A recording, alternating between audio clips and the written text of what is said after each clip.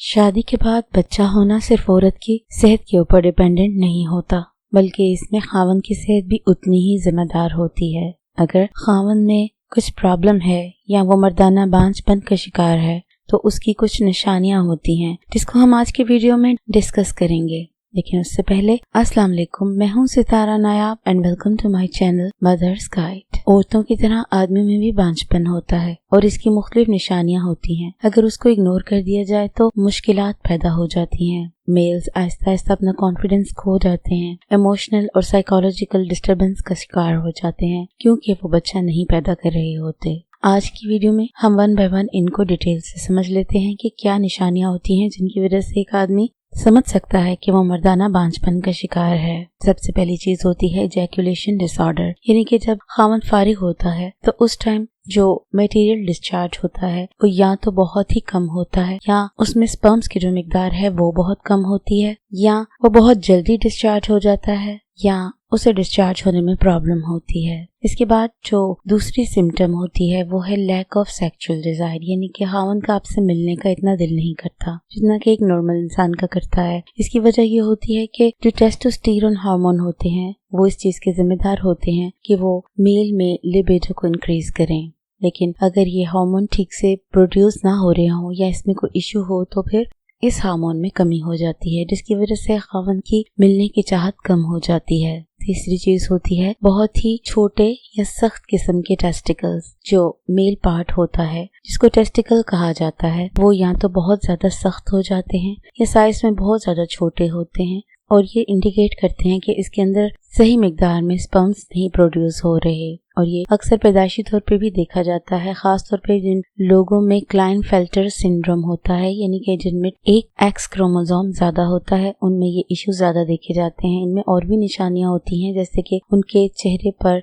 बहुत कम बाल होते हैं, उनके जिस्म पर बहुत ज्यादा फैट होता है, स्पेशली चेस्ट के एरिया में। उसके बाद जो निशानी होती है वो इरेक्टाइल डिसफंक्शन होता है, यानी कि जब खावंद मिलने लगता है तो उस टाइम उसका नर्व सीधा खड़ा नहीं होता और वो या तो टेढ़ा होता है या पूरी तरह खड़ा नहीं हो पाता। तो ये जो निशानियां होती हैं ये इंडिकेट करती हैं कि हस्बैंड में आपके इरेक्टाइल डिसफंक्शन है। इसके जिम्मेदार न्यूरोलॉजिकल और साइकोलॉजिकल इफेक्ट्स होते हैं और इसके अलावा भी कुछ डिजीज होती हैं जो इसकी जिम्मेदार हो सकती हैं। एक और निशानी होती है वेरिकोसील ऑफ द टेस्टिकल्स, यानी कि इसमें ऐसा होता है कि टेस्टिकल में कोई एक वेन ब्लॉक हो जाती है जिसकी वजह से वहां से स्पर्म्स नहीं गुजर पाते। इस कंडीशन को वेरिकोसील कहा जाता है। आमतौर पे 10 से 15% आदमी ऐसे होते हैं जब वो अपनी रिप्रोडक्टिव एज में आते हैं तो वो इस प्रॉब्लम को फेस करते हैं और इस कंडीशन में वो अपनी बीवी को हामला नहीं कर पाते। लेकिन इसके लिए गुड न्यूज ये है कि अगर वो सर्जरी करवा लें तो ये मसला दूर किया जा सकता है।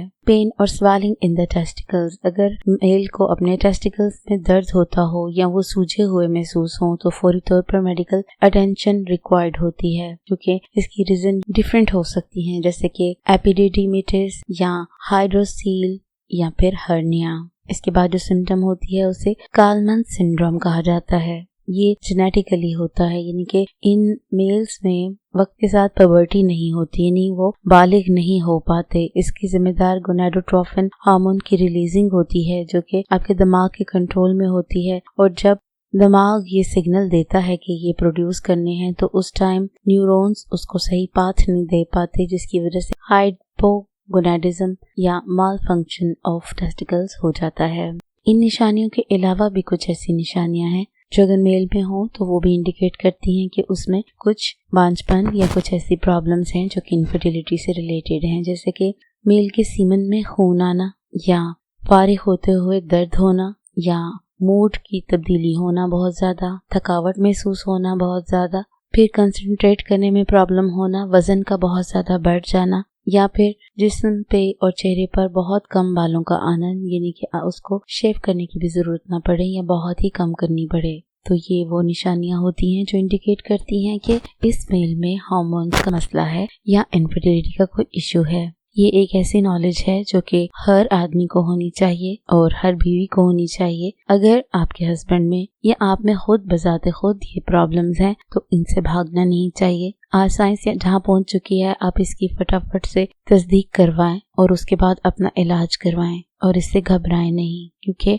अब इलाज मौजूद होते हैं। अगर आप इसको छुपाते हैं और बताते नहीं हैं तो फिर आप अपनी जिंदगी का एक कीमती वक्त बर्बाद कर देते हैं। इस नॉलेज को आगे जरूर फैलाइए। शुक्रिया।